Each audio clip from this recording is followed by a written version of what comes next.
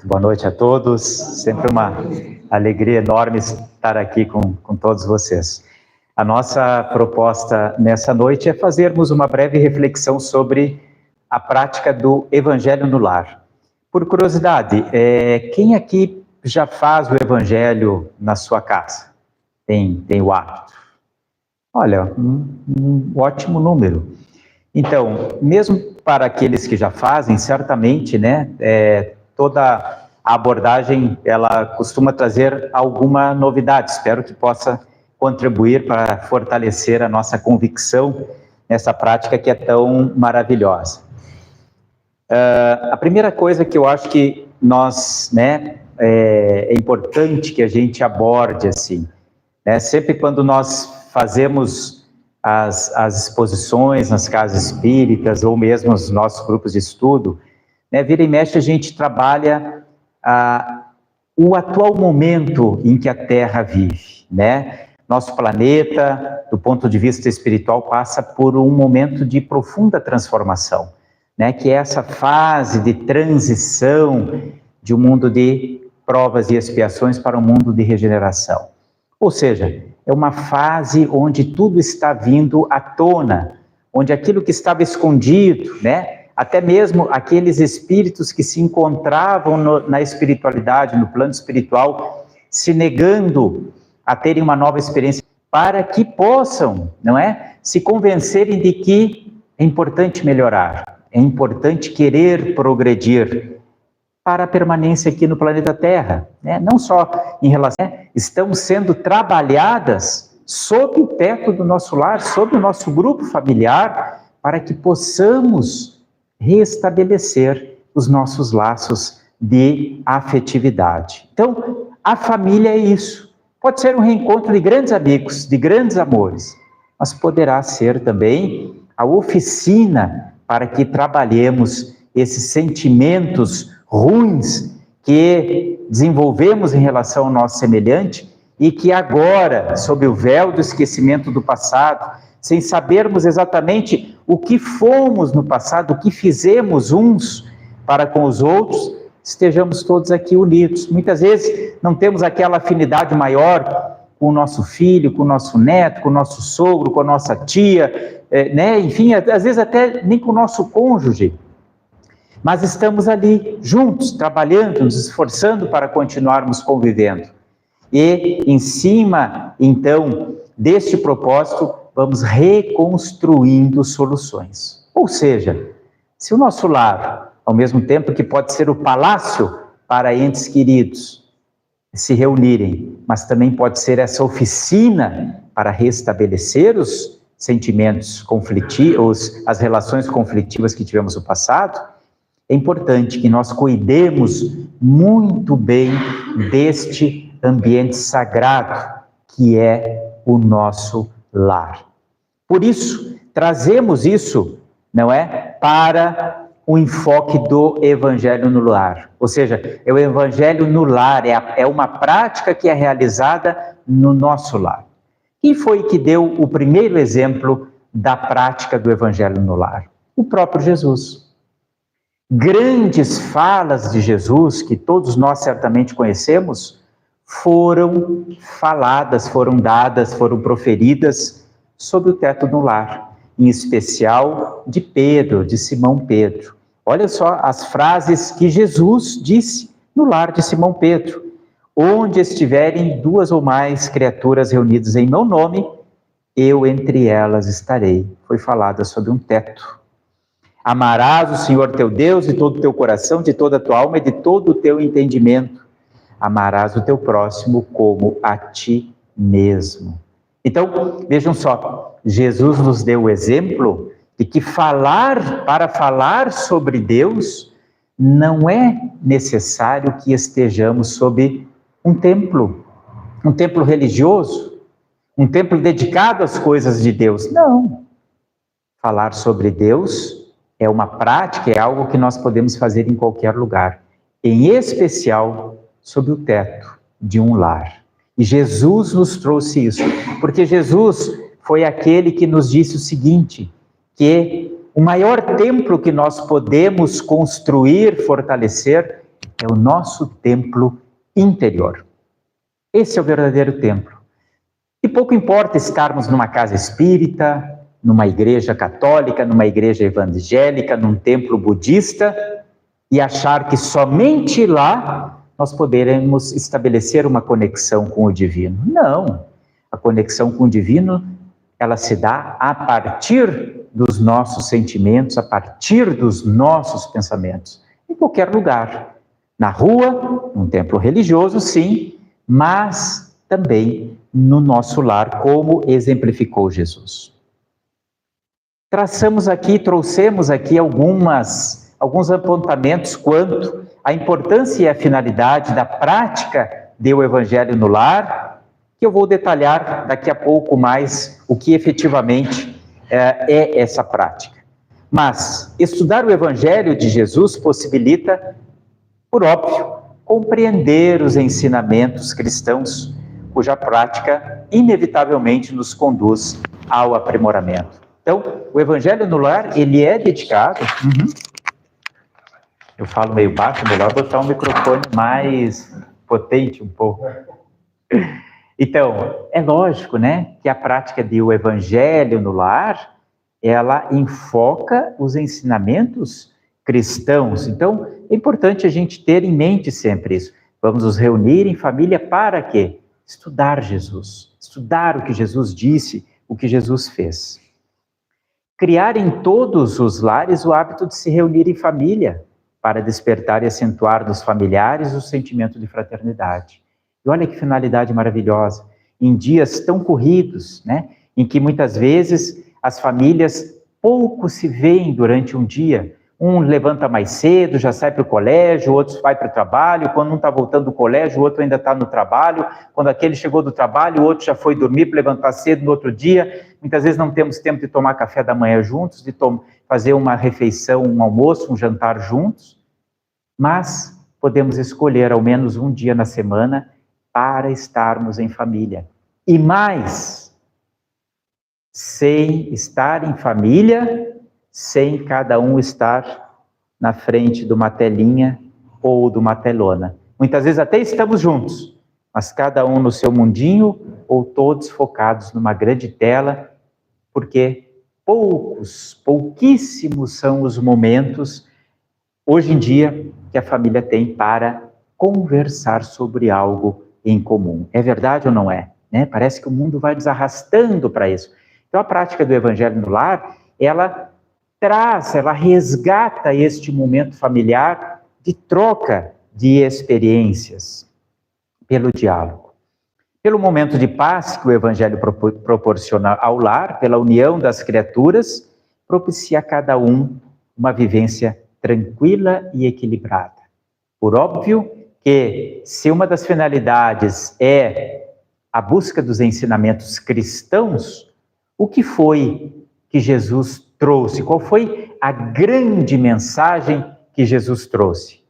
A mensagem do amor. Jesus inaugura o amor como o grande caminho para a humanidade, o grande caminho para o espírito, o grande caminho para alcançar a felicidade. Né? Então, nós nos reunimos para fazer o Evangelho no lar, buscando a tranquilidade, nos inspirando em Jesus, né? Trazendo a partir da reflexão das suas palavras, da sua prática, traçar também o nosso caminho pela escolha do amor. Higienizar o lar por pensamentos e sentimentos elevados e favorecer a influência dos mensageiros do bem. Ora, quando fazemos o Evangelho no lar, nós fazemos uma prece, nós refletimos sobre a mensagem de Jesus, né? E criamos um momento muito especial para a ação dos benfeitores. Levante a mão, quem aqui não tem um anjo da guarda? Gostei da convicção de todos. Todos têm. O meu, eu dei até um apelido para ele, sabia? Já que eu tenho um anjo da guarda, eu dei um apelido. Só eu sei qual é o nome que eu dou para ele. Mas eu dou um apelido para o meu anjo da guarda, porque eu sei que eu tenho um. E cada um de nós tem um. Quem é esse anjo da guarda? Ah, é aquele serzinho bonitinho, com umas asinhas, é isso que nem a gente vê em filme? Poderia até ser, né? Mas não é.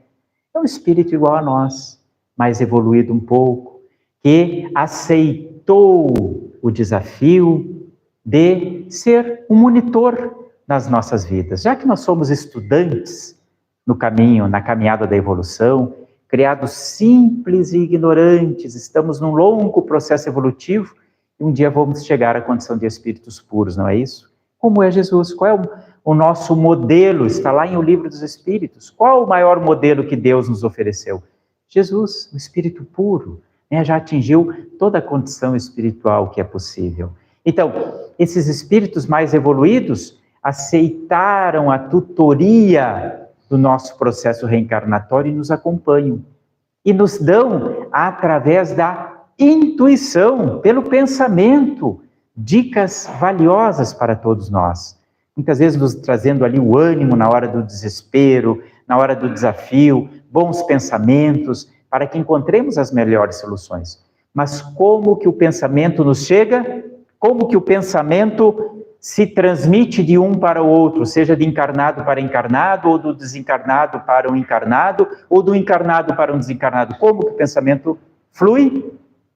Através do estabelecimento da sintonia, não é isso? O desencarnado, ele se comunica conosco pela sintonia. Quando é o desencarnado com más intenções ou um sofredor, muitas vezes ele até estabelece o que a gente chama de um processo obsessivo, ou nos traz simplesmente uma influência negativa, não é? Mas nós temos muitos espíritos em boa condição, nos trazendo pelo pensamento ótimas informações. Um deles é o nosso anjo da guarda. Agora, em que momento nós estabelecemos sintonia com o nosso anjo da guarda? Para recebermos essas informações, muitas vezes a vida vai nos arrastando, né? Os compromissos, as coisas que nos provocam no dia a dia, e muitas vezes nós não levamos uma vida assim tão harmoniosa, tão equilibrada o tempo todo. Muitas vezes os nossos anjos da guarda têm dificuldade de nos trazer aquela informação positiva que seria tão bom para nós. Mas, quando fazemos o Evangelho, nos colocamos numa posição equilibrada, harmônica, pelo menos nós buscamos isso, e criamos um ambiente muito especial para que esses benfeitores nos visitem e para que eles nos transmitam os pensamentos, os fluidos tão importantes para seguirmos em frente nos nossos desafios. O Evangelho no Lar facilita, no lar e fora dele, o amparo necessário diante das dificuldades materiais e espirituais, mantendo operantes os princípios da vigilância e da oração, né? Então, é um grande exercício que nós fazemos um dia na semana, lembrando de Jesus, relembrando as suas lições, trocando experiências positivas com os demais integrantes do nosso lar e que vão, né, nos mantendo acesa essa chama que tanto precisamos para iluminar o nosso caminho pelo restante da semana. Eleva o padrão vibratório dos componentes do lar e contribui com o plano espiritual na obtenção de um mundo melhor. Por óbvio, acendemos essa luzinha uma vez por semana. Isso eleva o padrão vibratório não só do nosso lar, mas do próprio mundo. André Luiz nos traz nessa obra maravilhosa chamada Os Mensageiros, psicografada pelo Chico Xavier, onde nos traz aí, como diz o subtítulo ali, né, a vida no mundo espiritual. E o André Luiz, ali entre os capítulos 34 e 37, ele narra um episódio muito bacana que nós podemos trazer para ilustrar a importância no Evangelho do Lar e da oração. O André Luiz, quem aqui assistiu ou leu o livro Nosso Lar? Pode levantar a mão. Quase todo mundo, muito bem. Mas o André Luiz, para quem não conhece a história dele, talvez recém-chegado à doutrina espírita, o André Luiz, a sua última reencarnação, antes de ele então nos trazer esses livros, pela psicografia do Chico Xavier, ele exerceu a função de médico, desencarnou, foi para o mundo espiritual, teve uns primeiros momentos muito difíceis numa região espiritual chamada chamada Umbral, depois foi recolhido e foi para uma colônia espiritual, chamada de Nosso Lar. Lá ele recebeu tratamento para recuperar suas forças, começou a estudar e se colocou à disposição para o trabalho. Ele começou então a participar de um grupo de atendimento formado por desencarnados, chamada de caravana, uma caravana espiritual. Esses grupos, esse grupo ao qual ele participava, saía dessa colônia espiritual Nosso Lar, que fica numa esfera espiritual já um pouco mais longe da crosta terrestre, e vinha fazer atendimentos aqui, entre nós, na crosta terrestre. Atendimento a encarnados e desencarnados. E o André Luiz, com essa caravana, e ele estava lá como um verdadeiro estudante, observando tudo o que acontecia, e perguntava e tal, e depois nos trouxe através de livro. Ele saiu de lá, Nosso Lar, um lugar maravilhoso, iluminado, o sol brilhando, e começou então a se aproximar da crosta terrestre. E tal qual acontece numa viagem de avião, quando estamos lá em cima, acima das nuvens, onde o sol brilha e tudo é bonito, e começamos então, o avião começa a descer para aterrissar, e há uma camada densa de nuvens, nuvens escuras, pesadas, o avião mergulha naquelas nuvens e tudo fica escuro, e muitas vezes se vê até um raio aqui, um raio ali, e a turbulência, porque o avião enfrenta aquela massa pesada. A mesma coisa aconteceu na viagem do André Luiz. Essa caravana veio e começou a mergulhar na massa pesada resultante dos pensamentos, dos atos, que nós aqui, enquanto encarnados, muito materializados, acabamos produzindo. Então, ele saiu de um ambiente onde a vibração era mais leve e mergulha aqui onde a vibração era mais pesada, mais densa. E, assim que mergulharam nisso, o cenário ficou todo escuro. E ele foi se aproximando, junto com aquela caravana, se aproximando, e lá embaixo ele começou a ver telhadinhos e viu que havia uma cidade, um povoado, e tudo escuro. E foram se aproximando, dali a pouco começou a surgir uma luzinha. E viu que a caravana ia em direção àquela luzinha. E quando ele viu de longe assim, era uma casa muito simples, iluminada no meio de outras casas que estavam na escuridão. E o André Luiz pergunta para o instrutor, para o dirigente da caravana, por que só aquela casa está iluminada? Para onde nós vamos? Aí o instrutor diz, estamos indo para a casa da irmã Isabel, que é uma reencarnada, ela está reencarnada neste momento. E estamos indo para lá justamente para restabelecer as nossas forças, as nossas energias, depois de uma viagem tão pesada, tão cansativa, que foi o enfrentamento dessas vibrações mais pesadas. E foram se aproximando, e inclusive André Luiz percebe que foram recebidos pelo lado de fora daquela casa por um outro irmão, que era o Isidoro. O Isidoro já estava desencarnado e ele tinha sido o esposo da Isabel. E o Isidoro, então, recebeu de braços abertos a caravana em que André Luiz estava, convidando-os para ingressarem na casa de Isabel. E Isabel nem sabia que a caravana estava ali, Mas aí o instrutor dá um esclarecimento muito importante. Porque o André Luiz pergunta, por que só a casa da Isabel está iluminada? E o instrutor disse, porque a irmã Isabel tem o hábito da oração e da prática do Evangelho no lar. E há anos ela assim faz no templo da sua casa. Cultiva os princípios cristãos, E cria todo esse ambiente iluminado no meio de tanta escuridão. E ali nós vamos encontrar um ambiente saudável para recuperar as nossas energias. Vejam, olha o relato que André Luiz nos traz. O hábito de uma pessoa, da Isabel, da querida Isabel, de fazer a sua oração todo dia, de ao menos uma vez por semana abrir o Evangelho, fazer uma reflexão mais profunda sobre Jesus, iluminava e mantinha iluminado o seu lar, que servia, inclusive, para o repouso de benfeitores espirituais. Olha que coisa maravilhosa isso, né? Parece que as coisas que a gente faz do campo espiritual são tão frágeis, né? São tão voláteis muitas vezes. Eu faço uma oração, eu faço o evangelho, mas aquilo, né? Ficou aqueles 30 minutos, 1 hora e depois se acabou. Não, tudo vai depender da nossa disciplina, da nossa prática, do nosso hábito, da nossa vontade de realmente construir as coisas, né? Então, o lar de Isabel, como diz André Luiz, se constituiu um verdadeiro refúgio para as equipes espirituais. E olha o que André Luiz ainda nos traz na obra Os Mensageiros, entre aspas, o lar que cultiva a prece transforma-se em fortaleza, e as entidades das sombras experimentam choques de vulto a contato com as vibrações luminosas deste santuário doméstico.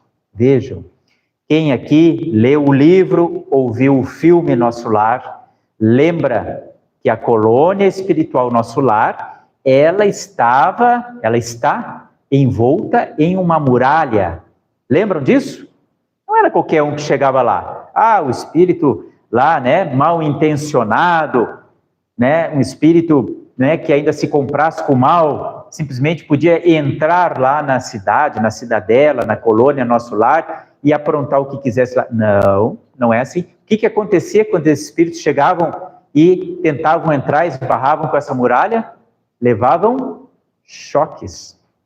Por quê? Porque nós produzimos energia. Nós produzimos pelo pensamento energia eletromagnética, não é isso? Composta, portanto, de 2 vetores, um elétrico e um magnético. É assim que funciona. Nós movimentamos os elétrons com os nossos pensamentos, certo? Então, toda essa cidadela chamada nosso lar era envolta por uma energia elétrica que vibrava em alta frequência. Quando espíritos com frequência mais baixa chegavam ali, sentiam choques e se afastavam. O que André Luiz está nos explicando? Que quando nós fazemos as nossas orações no nosso lar, quando nós praticamos o evangelho com regularidade, nós também estamos criando uma cerca elétrica em volta do nosso lar. E espíritos mal intencionados, ignorantes ou mesmo desatentos, de baixa vibração, que vão tentar ingressar no nosso lar, acabam ficando por lá de fora. Temos a oportunidade de criar uma fortaleza. Olha que coisa incrível. Mas não tem tantos espíritos assim para ficar entrando no nosso lar, né? Tem ou não tem? Espírito é um que outro aqui, um que outro ali, não é? Quantos espíritos nós devemos ter no plano espiritual aqui no planeta Terra? De 3 a 4 vezes o número de reencarnados na Terra. Quantos reencarnados nós temos na Terra hoje? 8 bilhões. Significa que nós temos, talvez, aí, pelo menos uns 24 bilhões de espíritos desencarnados. E eles estão aonde? Devem estar lá, né? Ou devem estar lá. Boa parte está aqui entre nós. Por quê? Porque ainda estão muito vinculados aos hábitos, aos gostos das suas reencarnações anteriores. Né? Esses espíritos estão pelas ruas, estão aqui, estão nos nossos lares. Quem que nós admitimos que entre no nosso lar? Quem que nós gostaríamos que frequentasse o nosso lar? Espíritos que fossem para lá bagunçar o nosso ambiente, né? Talvez empestear o nosso ambiente com as suas vibrações negativas, ou gostariam de espíritos luminosos que, né, pudessem fortalecer aquilo que nós desejamos criar dentro do nosso lar. É lógico que queremos espíritos de luz dentro do nosso lar, mas para isso é importante que nós nos atentemos para o ambiente que nós lá criamos. Se no meu lar nós permitimos a desavença, a discórdia, o mau humor, o mau ânimo, os maus pensamentos, nós estamos abrindo as portas, janelas, telhados, para o ingresso de espíritos que se identificam com esse tipo de pensamento e de sentimento. Estamos abrindo, escancarando a nossa porta. Agora, se o contrário, nós cultivamos bons pensamentos, bons sentimentos, buscamos, apesar das nossas dificuldades de relacionamento, buscamos ter bons relacionamentos dentro da nossa casa, bons hábitos, né? Nós estamos criando essa cerca elétrica, né? Que é ultrapassada apenas pelos espíritos que vibram numa vibração melhor. O apontamento de Joana de Ângeles, esse espírito, né, de luz, que tanto tem contribuído para o esclarecimento da humanidade terrena e que vem através da psicografia do Divaldo Pereira Franco, na obra SOS Família, nos diz o seguinte, uma informação também muito bacana. Quando a família ora em casa, reunida nas blandices do Evangelho, toda a rua recebe o benefício com a comunhão com o alto. Se alguém num edifício de apartamentos alça aos céus a prece da comunhão em família, todo o edifício se beneficia com a lâmpada ignorada acesa à ventaninha. Olha que informação maravilhosa. Quer dizer, quando nós fazemos o Evangelho no lar, ou quando nós oramos, não é só a nossa casa que se ilumina, porque a luz, ela extravasa o ambiente do nosso lar, né? Essa luz, ela tem como barreira essa parede, mas já ela consegue transpassar aquele pouco daquele vidro lá, iluminando um pouquinho do muro ali fora, da outra residência, não é isso? Ela já passa por aquele vidro mais translúcido e já ilumina um pouco mais lá. E a luz do poste que está iluminando só aqui na frente, ela já chega mais longe ainda. Esse é o caminho da luz. E o nosso pensamento elevado produz luz. Literalmente produz luz. Então, a prática do Evangelho no lar não ilumina só o nosso lar, ilumina a nossa rua, ilumina os lares vizinhos. Eu moro num apartamento e sempre quando fazemos o Evangelho no lar lá em casa, o que já ocorre há 33 anos, nós sempre pedimos, né, que as luzes, que as bênçãos que nos chegam também, né, invadam os lares vizinhos, iluminem ao menos as redondezas, né, além dos lares, né, das pessoas a quem a gente aproveita para irradiar bons pensamentos, bons fluidos naquele momento. Mas esse é o caminho natural de todo aquele que produz o bem e que vem, né, no testemunho de Joana de Ângeles, que diz ainda, quando a família se une no mesmo ideal do bem, ondas harmoniosas desprendem-se de suas mentes, transformando a casa em verdadeiro celeira de luz e bênçãos. Certo? Alguém aqui tem ainda alguma dúvida sobre a finalidade, sobre a importância, sobre os benefícios do Evangelho no lar? Não custa nada, né? A gente às vezes está buscando coisas tão especiais que custam dinheiro, custam saúde, custam energia. O Evangelho no lar não custa nada, custa só boa vontade, um pouquinho de disciplina. E traz tanto benefício para nós enquanto individualidades, mas também para todo aquele grupo que vive conosco. Agora, como fazer a prática do Evangelho no lar? Principalmente aqueles que ainda não, né, estão habituados com essa prática. A gente escolhe ao menos um dia na semana. Uma coisa só que eu quero ressaltar. Isso não é uma liturgia, não é uma ritualística. Quem está já há mais tempo na doutrina espírita sabe que a doutrina espírita não tem rituais, não tem imagens, não tem símbolos, não é? Justamente buscando nos libertar destas bengalas, as quais muitas vezes nós estamos, né, já estamos acostumados a tantos séculos de reencarnação, talvez a tantos milênios, e quando esses símbolos, esses rituais não estão presentes na nossa vida, a nossa fé parece que desanda, né? É aquela coisa, eu trago uma correntinha com um crucifixo no peito e aquilo me fortalece.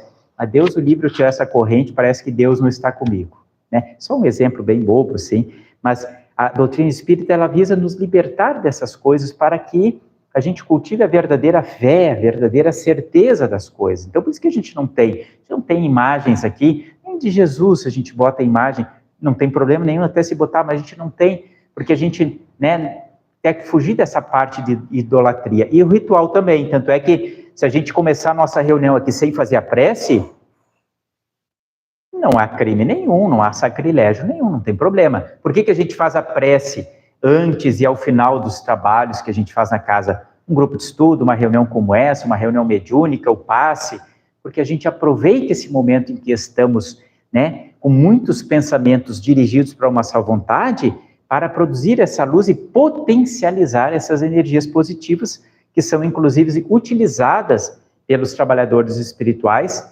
para trabalho, principalmente de restabelecimento da saúde, né, física e espiritual de encarnados e desencarnados. Só por isso. Mas a gente não precisaria fazer uma prece aqui, não é um ritual.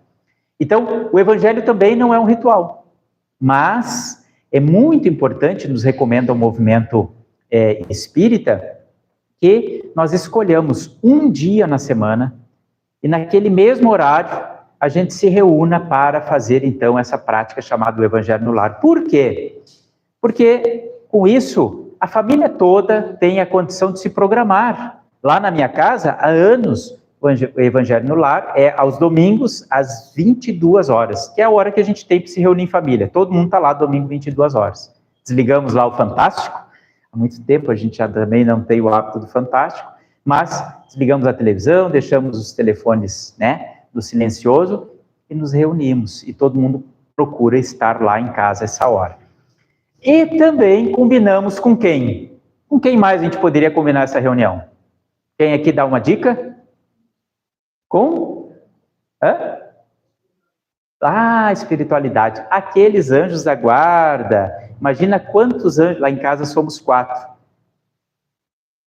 4 anjos da guarda reunidos. É um brilho total, né? Se ilumina tudo. É ou não é? Então, se eles conseguirem, não tiverem outros compromissos, né? Mas eles têm a oportunidade de se programar também, dizer, lá na casa do Thales, da Justo, do Apolo, da Gabriela, eles vão se reunir, a gente sabe que é domingo, 22 horas. Então, eu vou deixar os meus afazeres e vou agendar para estar lá com eles, né? Para tentar, de alguma forma, contribuir com aquela família. Então, vejam só, estabelecer um dia e um horário é muito importante para que nós tenhamos o melhor proveito. Quanto tempo dura uma reunião dessa?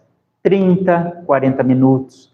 Não precisa durar 1 hora e meia. Senão começa muitas vezes até a ficar enfadonho. Pode ficar até chato. Tem algum problema se durar 1 hora e meia, estiver fluindo a conversa? Não tem problema nenhum. É maravilhoso. Mas se a gente fizer em 30, 40 minutos, está perfeito. Certo? Então a gente reúne, já vou dizer o que a gente faz durante essa prática, né? Dia e horário certo, e a gente reúne por 30, 40 minutos, tá bom. Se tiver alguém na nossa casa, apareceu uma visita, eu estou recebendo um parente, ou alguém bateu a minha porta exatamente na hora que o meu evangelho iria começar, ou durante o evangelho. O que a gente faz? Suspende o evangelho? Não, convida o nosso visitante a participar. Eu tive essa experiência algumas vezes lá em casa, de tanto receber um vizinho à porta, quanto de estar com um parente dentro de casa. E eu posso dizer, todas as vezes ao final do evangelho, eu tinha pessoas emocionadas, com os olhos marejados. Por quê?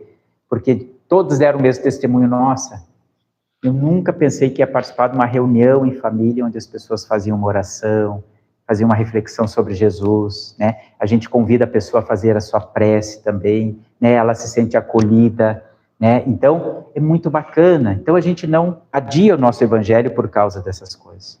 O que a gente faz nesses 30 minutos, 40 minutos? Bom, não é um ritual, não é uma liturgia, mas a gente pode fazer o evangelho fazendo uma prece. Geralmente, um dos integrantes da família faz uma prece, né? Faz uma prece de preferência espontânea, não precisa ser muito longa. Esse negócio de prece muito longa, às vezes é complicado, o ser humano ele tem um pouquinho de dificuldade de manter a atenção por muito tempo, né? Aí o indivíduo começa a fazer a prece, os outros estão acompanhando, dali um pouco ele já começa a pensar numa coisa, no outro. Então, uma prece enxuta, de coração, com sentimento, né? E a gente pega, então, preferencialmente a obra básica da doutrina espírita, o Evangelho segundo o Espiritismo. que é a obra básica da doutrina espírita que traz os ensinamentos de Jesus, devidamente comentados, explicados pelos espíritos superiores. Então, podemos abrir o Evangelho ao acaso, né? Pegamos aqui o livro, pego assim, vou abrir aqui, né? A videira, vou ler, aí eu vou ler todo o capítulo, aí vai durar mais de 30 minutos. Geralmente eu leio lá na minha casa, foi assim que eu aprendi, eu leio naquele título, o título está na página anterior, eu volto lá, o título, o subtítulo, e leio dali até o próximo título. Geralmente já dá uma visão suficiente para refletirmos sobre as coisas de Jesus. Lê, né? E aí passamos a palavra para todos. Escuta, o que tu entendeu? Que comentário tu gostaria de fazer? No início, a gente fica um pouco tímido mesmo, né? Principalmente quem tem criança, adolescente, ou um visitante, mas a gente começa a conversar e começa a tornar a coisa assim mais, né, palatável, mais tranquila para a gente comentar. E não é um momento para lavar a roupa suja. Não é aquele momento que a gente abre o Evangelho, lê e diz assim, viu? Era bem aquilo que tu estava precisando ouvir. Isso a mensagem é para a gente. Não é hora de lavar roupa suja. Senão, se a gente começa a lavar roupa suja, o que vai acontecer? No próxima semana, né? As pessoas começam a arrumar compromissos, porque ninguém quer ficar lavando roupa suja, né? É um momento para ser agradável. Por mais que a gente quisesse usar aquilo ali para dar um recadinho ali para o nosso amiguinho, para a nossa amiguinha, mas dá um recado com muito jeito, né? Foi Jesus que está falando, né? Mas assim, a gente vai tornando as coisas, né, simpáticas, cada um vai tendo o seu entendimento das coisas. Lê, cada um fala um pouquinho, a gente não força ninguém também, se tem um filho e tal, não precisa forçar. Aos poucos as coisas vão acontecendo. E ao final, a gente encerra com uma prece. Precisa? Não. Mas é um momento que a gente tem para unir os nossos pensamentos em torno de uma ideia positiva. E aí, para mim, é um momento muito especial. Porque aí, lá em casa, pelo menos, a gente convida cada um a fazer uma prece espontânea, simples, rápida, né? Então, meus filhos cresceram. Hoje uma já tem 24 e o outro já tem 33. Cresceram fazendo prece. Lá no início era Santo Anjo do Senhor, a prece que a avó dela ensinou, Santo Anjo do Senhor, meu zeloso guardador, e ia, dali a pouco já sabia fazer o Pai Nosso, e dali a pouco já começou a fazer a prece espontânea, né? Dali a pouco, eu digo, passaram anos, né? E hoje, meus filhos, ninguém tem vergonha de fazer uma prece, né? Então a gente cria um hábito muito bacana, e cada um vai fazendo as suas preces, né? E a gente sempre diz, olha, precisa fazer uma prece longa, agradece, diz assim, Deus, obrigado por este momento, que assim seja. Tá bom, né? Depois a pessoa vai se soltando um pouquinho mais. E aí cada um faz uma prece e alguém encerra. Geralmente, a gente coloca uma jarra d'água, ou a gente coloca um copinho para cada um e pede para a espiritualidade que se encontra ali, se possível, né? Magnetizar, fluidificar aquela água, né? Essa substância tão magnetizável que Deus nos oferece, para que ela se transforme num remédio, se transforme num energético para todos nós, que nos faça bem, assim como a gente faz na casa espírita, assim como o padre, né, ou o pastor faz com a água lá quando abençoa, né, ele está dando as melhores energias para aquela substância que está se magnetizando, né, com energias positivas. E a gente ingere, isso vai bater diretamente lá no nosso perispírito. Quando a gente tem criança, mas eu tenho criança pequenininha, como é que ele vai acompanhar o Evangelho? É difícil, não acompanha. Sabe o que a gente fazia lá em casa? Pega livrinho, historinha que fala sobre Jesus, tem muitos livros, né, publicados, que a gente encontra nas livrarias espíritas, que trazem histórias de Jesus, né, histórias evangélicas que a gente pode utilizar. Nós passamos anos lá em casa fazendo evangelho só em cima de livrinhos infantis, porque era aquilo que os nossos filhos conseguiam refletir. Aí eles foram crescendo, a gente foi retomando o evangelho normal, né? A gente não precisa ficar obrigando uma criança ou até mesmo um adolescente a ficar com uma linguagem, muitas vezes, né, mais difícil, de pouca compreensão para quem ainda não tem esta capacidade. Então, a gente tem que fazer as coisas com bom senso, né? Quando eles eram bem pequenininhos, o que eu fazia? Punha lá bastante papel, canetinha, lápis de cor, giz de cera, presta atenção na história que a gente vai fazer. E faz um desenho, ao final tem que mostrar o desenho. Aí vinha, né, desenho de Jesus, desenho do anjinho, desenho disso, daquilo, até desenho de obsessor vinha ali, né, pintadinho de preto, vinha nos desenhinhos lá, mas eles estavam começando a entender, né, a história. E é isso aí, dessa forma lúdica a gente vai fazendo, né, dava essa tarefa. Aí a gente tem agora o que talvez seja aí uma pergunta de muitos. E quando os demais da família não querem? Né? Quando só eu quero fazer o evangelho? Bom, vou deixar para mais à frente, vou deixar para a próxima reencarnação. O que eu faço? Ameaço de não fazer a janta para o pessoal. Se não fizer o evangelho, ninguém come aqui nessa casa. Não, né? É algo que tem que ser do coração. Então, a gente vai lá, no dia e horário que a gente se propor a fazer, a gente se reúne. Nem que seja só. Eu não posso me reunir na sala, o pessoal está com a televisão ligada. Não tem problema. Eu vou me reunir lá no meu quarto. O que vai acontecer lá no meu quarto? Eu vou acender aquela luzinha. E aquela luzinha vai iluminar o quê? O meu quarto, vai iluminar a minha casa, vai iluminar todo o resto. E eu continuo persistente. E as pessoas vão vendo que eu continuo persistente, que aquilo faz bem. E lá pelas tantas, um vai chegar, porque não está passando por aquele dia bom, não está passando por um momento bom, está cheio de problemas. E aí diz, hoje eu vou fazer contigo esse tal de evangelho aí. E de repente vai ficando. E a gente, às vezes, vai envelhecendo e vai ficando um pouco mais dócil, né? Porque a energia, muitas vezes, nos torna muito prepotentes, superpoderosos. E muitas vezes a idade vai nos fazendo mais dóceis, mais sábios, né? E a gente vai olhando de verdade o que é aquilo e vai se somando. Se ter nessa reencarnação e ninguém for para lá, não tem problema. Acendeu a luzinha, tal qual Isabel acendeu a luzinha dela. O evangelho no lar, por óbvio, não é propriedade do espiritismo, né? Acredito que outras religiões também, de alguma forma, estimulem a nós termos um determinado momento no nosso dia, ou todos os dias, né, na semana, para fazermos sempre essa reflexão sobre os ensinamentos de Jesus. Uma coisa bem interessante, até curiosa, é recomendado, está lá, né, num pequeno livreto que a Federação Espírita Brasileira publica sobre o Evangelho no Lar, trazendo uma mensagem que aqui me fala a memória de quem que é, mas que o Evangelho no Lar é interessante que a gente faça em voz alta. Por quê? Porque muitas vezes, e as preces, mesmo que a gente esteja sozinho, né? Vamos ler o livro em voz alta, vou fazer a prece em voz alta, porque muitas vezes existe algum desencarnado na nossa casa, né, que está tão para baixo, né, está tão com o sentimento tão ruim assim, que ele não consegue nem captar os nossos pensamentos, né? Então, quando a gente fala em voz alta, né, a gente exterioriza aí pelas ondas sonoras normais essa mensagem, e aquele desencarnado lá tem condição de captar. E muitas vezes, isso é uma coisa muito importante. Às vezes a gente faz o evangelho pensando na gente, na nossa família, né? Mas quantas e quantas vezes o evangelho se presta a trazer uma luz para um desencarnado que há muito tempo não relembra o que é Jesus. Há muito tempo não ouve uma prece.